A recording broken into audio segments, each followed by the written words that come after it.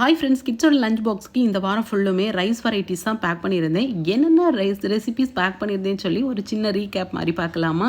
Monday கிட்ஸோட lunch பாக்ஸுக்கு என் கிட்ஸுக்கும் என்னோட ஃபேவரேட்டான தயிர் சாதம் தான் பேக் பண்ணியிருந்தேன். இது கூட தொட்டுக்கிட்டதுக்காக எக்கை நல்லா ஃப்ரை பண்ணி எடுத்து வச்சுருந்தேன். கூடவே சிப்ஸும் பேக் பண்ணியிருந்தேன். டே 2 டியூஸ்டேக்கு சூப்பராக கார்லிக்ஸ் ரைஸ் ரெடி பண்ணி அது கூட தொட்டுக்கிட்டதுக்கு பன்னீரை வச்சு சூப்பராக ஒரு டிக்கா ரெடி பண்ணியிருந்தேன். உங்களுக்கு கார்லிக் ஃப்ளேவர் பிடிக்கும்னா கண்டிப்பாக அந்த ரைஸை ட்ரை பண்ணி பாருங்கள். டே 3 வெட்னஸ்டேக்கு லெமன் ரைஸ் ரெடி பண்ணியிருந்தேன்.